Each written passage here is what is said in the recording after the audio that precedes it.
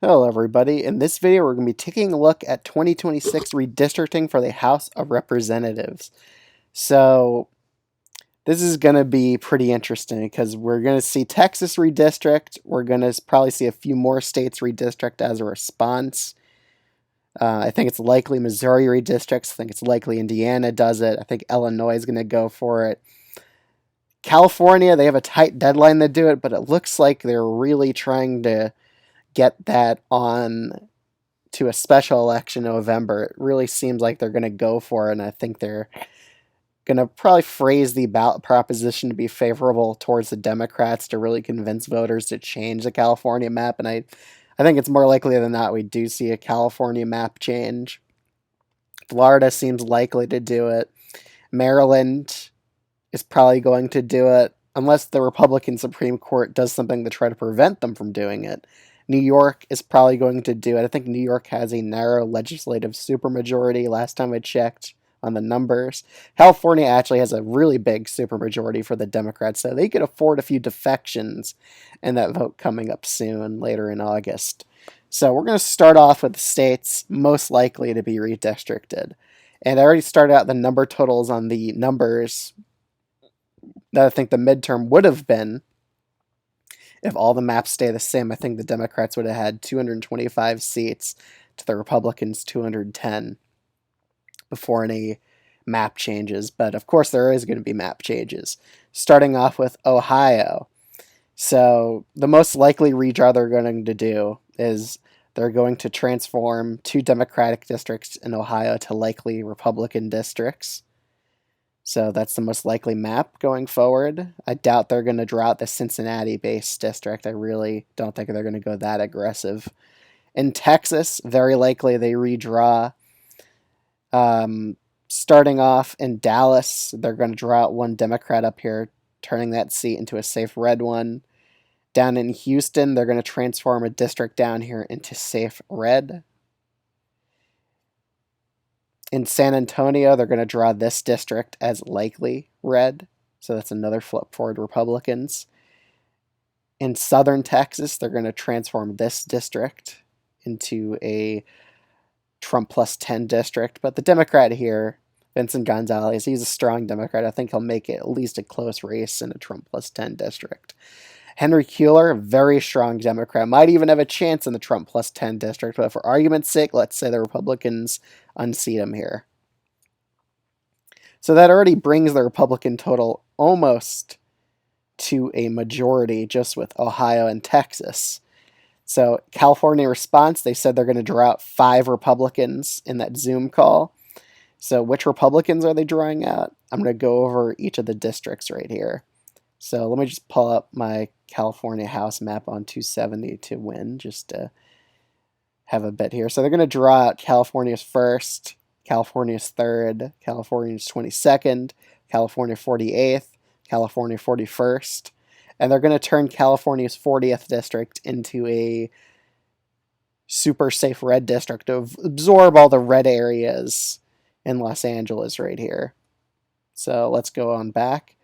So like I said, they're going to turn this district into a blue one, this district into a blue one, this district into a blue one. Youngkin's district, like I said, her district's just going to absorb most of the red areas in Los Angeles, so they're probably going to make it into like a very Republican district. Kevin Kiley's district, they're going to draw him out. Darrell Issa, they're also going to draw him out. These other 3 districts here, Mike Yevin's district's going to turn likely blue. Derek Tran's district's going to turn likely blue. Dave Min's district's also going to turn likely blue in the redraw.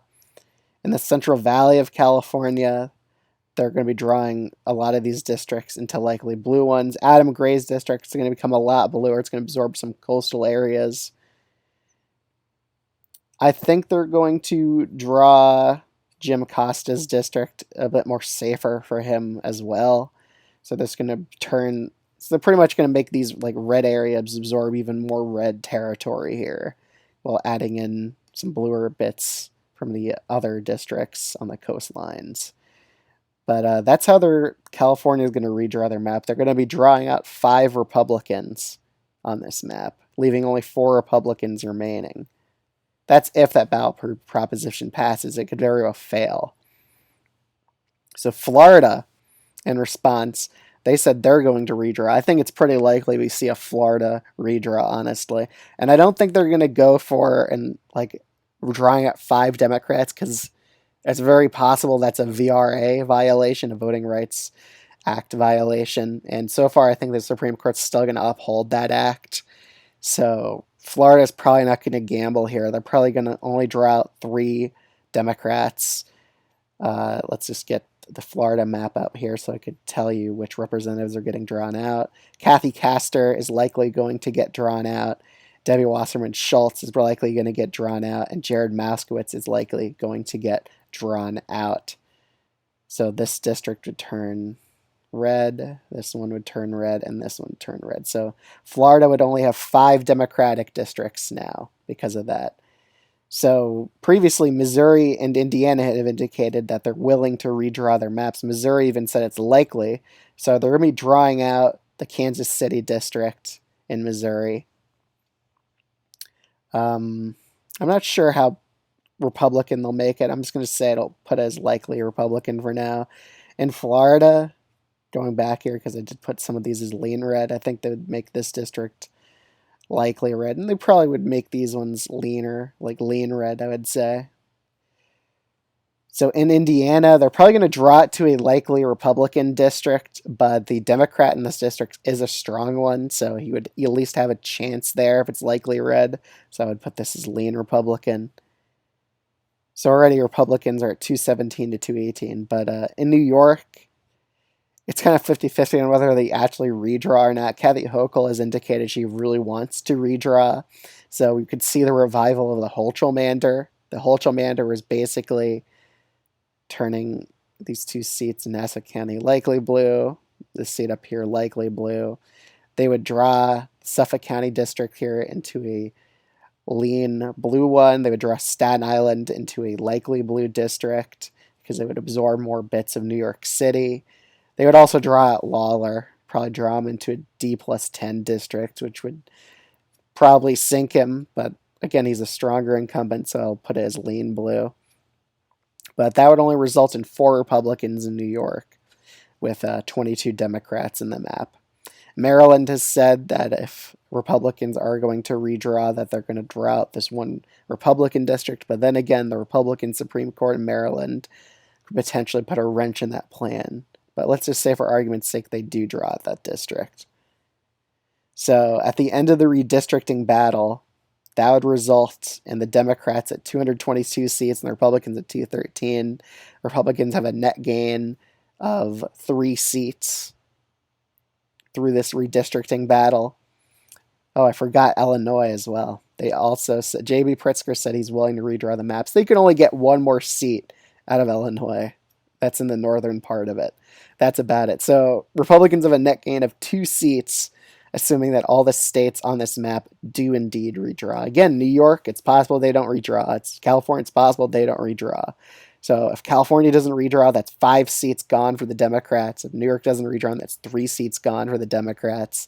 So that could very well determine who wins the House of Representatives. So I think it's a requirement that California needs to redraw, or at least New York needs to redraw for the Democrats to have a chance in the House. Because I think, yeah, just based off those numbers there, because Florida and Texas are going to be adding in 8 Republican seats in total here. So California and New York need to be redrawing their maps to counteract that. But yeah, so Republicans would net gain 2 seats of all the states likely to redistrict on this map. So Democrats really need to redraw this map. If they don't, then they risk losing the House of Representatives in 2026 when they really shouldn't, considering they're leading the generic ballot by 3 points on average at this point. So if you get a win that big in the House of Representatives, you should win the House, unless the maps are very unfavorable to you.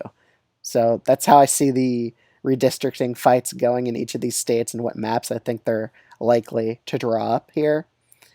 So yeah, if you're new to this channel and you enjoy content like this, you should totally consider subscribing to the channel. I'd appreciate it a lot. Other than that, I will see y'all in the next video. Bye.